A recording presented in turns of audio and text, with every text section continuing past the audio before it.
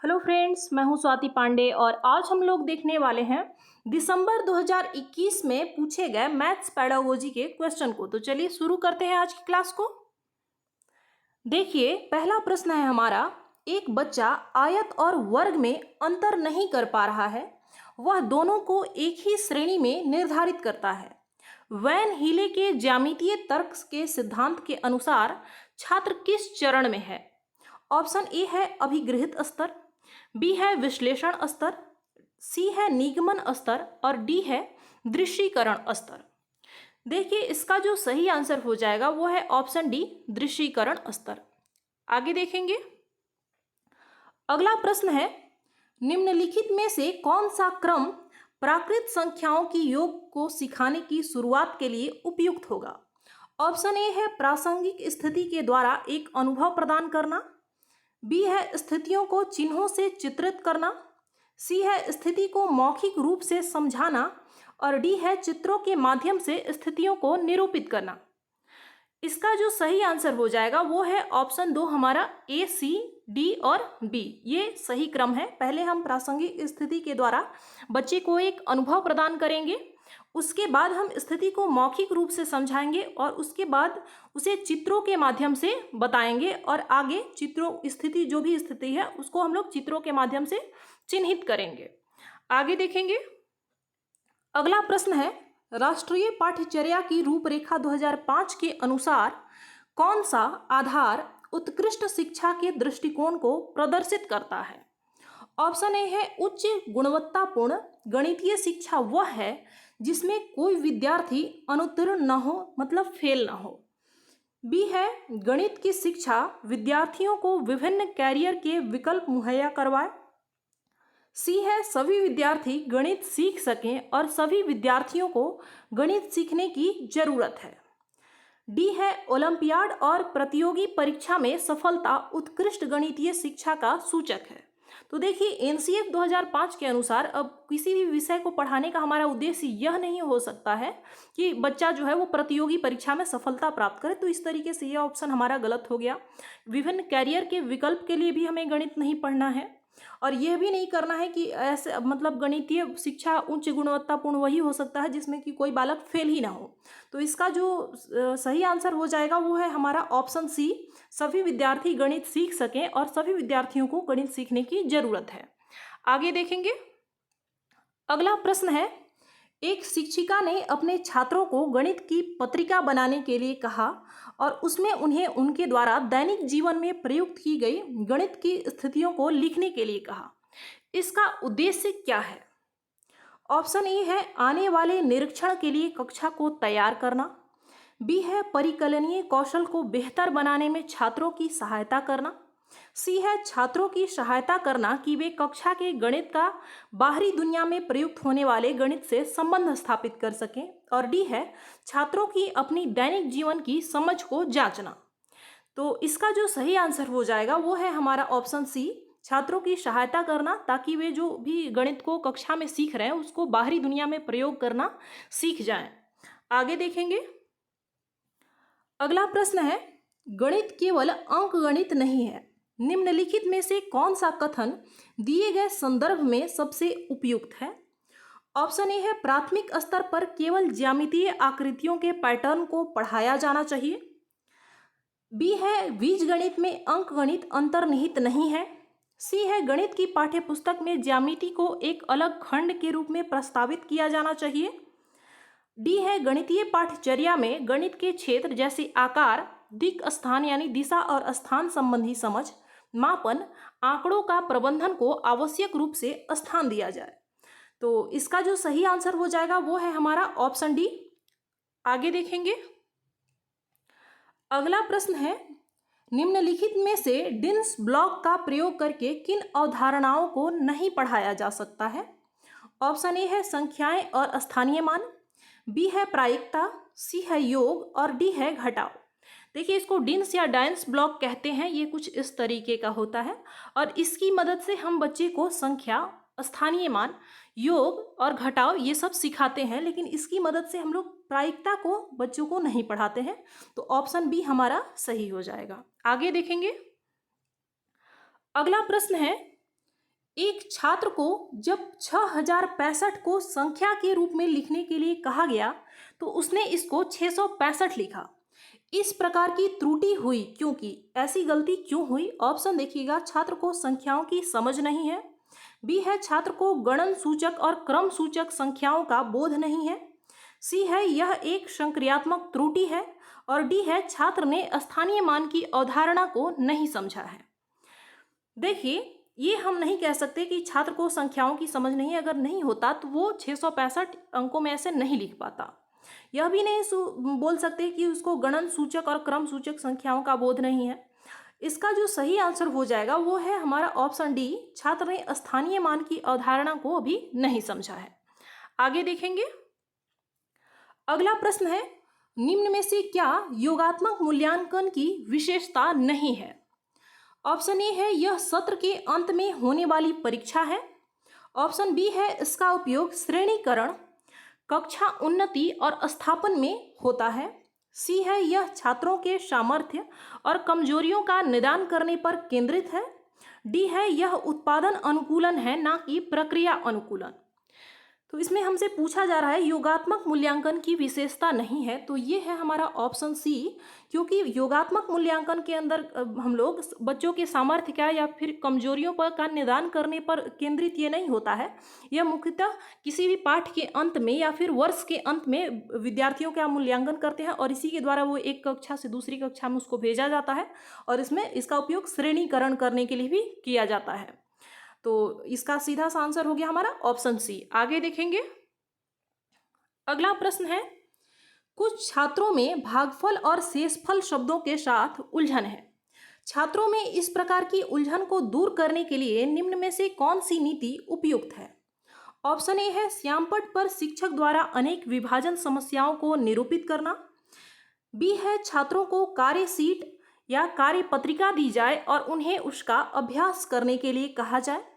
सी है मूर्त पदार्थों का प्रयुक्त किया जाए और छात्रों को कहा जाए कि वे इनसे भिन्न प्रकार के समूह बनाएं और समूहों की संख्या और समूह के बाहर की वस्तुओं का निरीक्षण करें। और डी है भागफल और शेषफल की परिभाषा को कम से कम 20 बार लिखना। देखिए, इसका जो सही आंसर हो जाएगा वो है हमारा ऑप्शन सी। इसमें परिभाषाओं पर हम बहुत ज़्यादा जोर नहीं देते एनसीएफ के अनुसार, तो ये ऑप्शन हमारा हट जाएगा। और जब बच्चे को पता ही नहीं है तो उसे हम बार बार अभ्यास करने के लिए क्यों कहेंगे? क्योंकि जब वो उसके साथ परेशानी है, वो उलझन में, वो नहीं समझ पा रहा है, तो उसको हम लोग समझाएंगे ना, उसको खुद से करने का मौका देंगे और मूर्त पदार्थों के साथ देंगे ताकि वो समझ सके। आगे ये ऑप्शन ए है हमारा श्यामपट्ट पर शिक्षक द्वारा अनेक समस्याओं को निरूपित करना। ये भी हमारा नहीं हो सकता है, क्योंकि बच्चा अगर उलझन में है तो जरूरी नहीं है कि बार बार एक ही तरीके से उसको बताया जाए, कुछ अलग बताइए तो वो सीख पाएगा। आगे देखेंगे। अगला प्रश्न है, योग की एक समस्या 234 प्लस 42 को हल करते हुए एक विद्यार्थी ने जोर से कहा कि यदि वह 40 होता तो उत्तर 244, 254, 264, 274 होगा, परंतु यह 42 है, इसलिए यह 274 प्लस 2 276 होगा। इसलिए 234 प्लस 42 हुआ 276। विद्यार्थी द्वारा प्रयुक्त युक्ति के लिए कौन सा कथन सही है? ऑप्शन ए है गणित की कक्षा में मौखिक परिकलनीय युक्तियों को हतोत्साहित किया जाना चाहिए। बी है इस तरह की प्रणालियों द्वारा हल की गई समस्याओं को ठीक करते हुए एक शिक्षक का कार्य बढ़ जाता है। सी है इस तरह की कलन विधि विद्यार्थियों के अवधारणात्मक ज्ञान की सूचक नहीं है। डी है गणित में अनौपचारिक रणनीतियों का उपयोग एक शिक्षक को बच्चे के अवधारणात्मक समझ की प्रक्रिया को जानने में सहायता करता है। देखिए, यहाँ पे बच्चे ने क्या किया, उसने कहा कि अगर यह 40 होता तो उसने फिर 40 को 10 प्लस 10 प्लस 10 ऐसे 4 बार ऐसे करके इसमें ऐड किया है, और इस प्रकार उसने फिर से लास्ट में यहाँ पे उसका 274 आया, और उसके बाद उसने उसमें 2 को फिर से ऐड किया। तो क्या है कि इसकी की मदद से हम ये जान सकते हैं कि बच्चा जो है वो जोड़ को करने में, योग करने में किस प्रकार का अपना समझ का प्रक्रिया का उपयोग कर रहा है, क्या कर रहा है। तो इसमें ऑप्शन ये तो बिल्कुल ही गलत है। किसी भी बच्चों को हतोत्साहित नहीं करना है, हमें उसे डांटना नहीं है, उसको निराश नहीं करना है, या वो जो भी अपना तरीका अपना रहा है तो उसको हतोत्साहित नहीं करना है हमें। इसका सही जो आंसर हो जाएगा वो है हमारा ऑप्शन डी। आगे देखेंगे, अगला प्रश्न है, निम्नलिखित में से कौन सा गणित पढ़ाने का सर्वाधिक वांछनीय गुण है। ऑप्शन ए है कक्षा में कलन विधि को प्रदर्शित करें और इसे स्मरण करने के लिए निर्देश दें। बी है अर्थपूर्ण और चुनौतीपूर्ण प्रश्नों का निर्माण करना और उनको छात्रों के सामने रखना। सी है छात्रों को निर्देश दें कि वे प्रश्न का हल पाठ्यपुस्तक में हल किए गए प्रतिमान प्रश्न जैसे ही करें। डी है छात्रों से कहें कि वे प्रश्नों को श्यामपट्ट पर हल करें। इसमें पूछ रहा है कि सर्वाधिक वांछनीय गुण कौन है, मतलब सर्वाधिक अच्छा उपयुक्त विधि कौन है। तो देखिए इसका सही आंसर हो जाएगा हमारा ऑप्शन बी, अर्थपूर्ण और चुनौतीपूर्ण प्रश्न का निर्माण कीजिए, उनको बच्चों के सामने रखिए ताकि वो उसको समस्या को सुलझा पाएं। इसमें जो हमारा ऑप्शन ए है इसमें कहा जा रहा है कि स्मरण करने के लिए निर्देश देना। तो स्मरण जो है वो एनसीईएफ के अनुसार इसका विरोध किया गया है, स्मरण करने को, याद करने को, रटने को। तो ये हमारा नहीं हो सकता है। और इसका जो ऑप्शन सी है कि इसमें कहा जा रहा है कि जो पाठ्य पुस्तक में जो कुछ भी दिया गया प्रश्न है, जैसे हल करके बताया गया है वैसे ही ठीक आपको वैसे ही करना है। तो यह भी हमारा गलत हो जाएगा। और आगे है कि प्रश्न छात्रों से कहें कि वो प्रश्नों को श्यामपट्ट पर यानी ब्लैक बोर्ड पे हल करें। तो यह भी नहीं हो सकता है इसका आंसर। इसमें पूछा है कि सर्वाधिक वांछित या सर्वाधिक जो उपयुक्त विधि है वो कौन सा है। तो हमारा ऑप्शन बी सही हो जाएगा। आगे देखेंगे, अगला है 12, निम्न में से कौन से गणित की प्रकृति के अनुसार सही है। ऑप्शन ए है गणित की अपनी भाषा है। बी है किसी भी गणितीय समस्या का केवल एक ही हल होता है। सी है गणितीय अवधारणाएं अमूर्त हैं।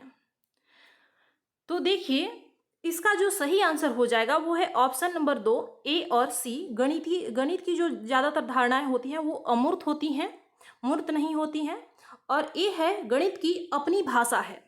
लेकिन देखिएगा अगर किसी भी ऑप्शन में केवल, एकमात्र और ही इन शब्दों का अगर प्रयोग किया गया है तो वो ऑप्शन हमेशा हमारा गलत ही होता है। तो इस तरीके से ये ऑप्शन बी हमारा गलत हो गया। किसी भी गणितीय समस्या का केवल एक ही हल नहीं होता है। कुछ चीज़ें अगर आप चाहें तो भिन्न में भी हो सकती हैं, कुछ चीज़ें पॉइंट्स में भी आ सकते हैं, इसका आंसर आ सकता है हमारा।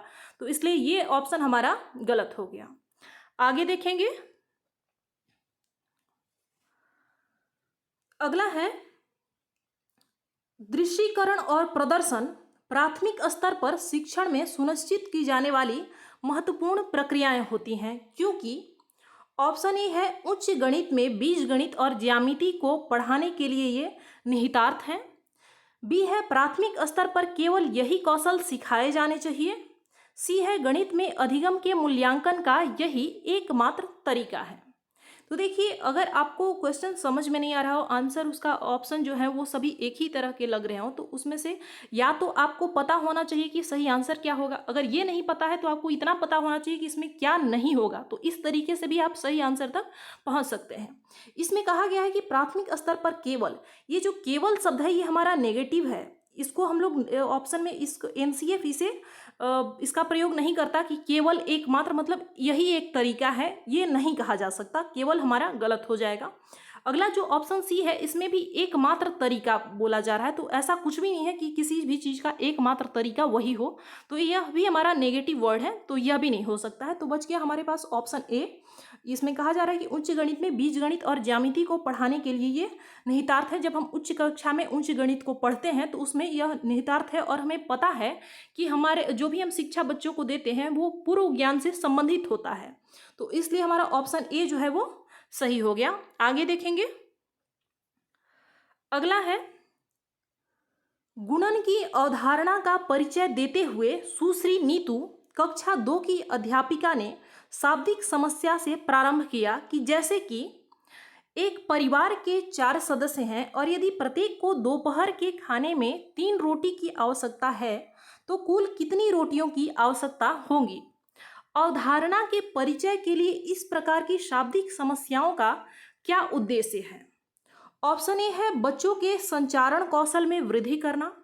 बी है वास्तविक जीवन की परिस्थितियों का गणितीय समस्याओं से संयोजन करने के सामर्थ्य को विकसित करना। सी है गणित और भाषा की कक्षाओं का समाकलन करना। डी है छात्रों को केवल गणितीय भाषा को विकसित करने पर ध्यान केंद्रित करना।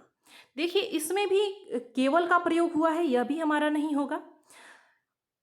ऑप्शन बी जो इसमें कहा जा रहा है कि वास्तविक जीवन की परिस्थितियों का गणितीय समस्याओं से संयोजन करना, तो देखिए हमारा किसी भी शिक्षा का मतलब यही होता है कि जो शिक्षा हम स्कूल में बच्चे को प्रदान कर रहे हैं वो अपने वास्तविक जीवन में उसका प्रयोग कर पाए। तो ऑप्शन बी हमारा इसका सही हो जाएगा। आगे देखेंगे अगला और आज का अंतिम प्रश्न है ये, निम्न में से कौन सा शुद्ध यानी सही मिलान सेट को प्रदर्शित करता है। आपको इसे सही मिलान करना है और बताना है। इस प्रश्न का उत्तर आप लोग स्वयं देंगे और इसका क्या आंसर होगा सही वो कमेंट करके हमें बताएं।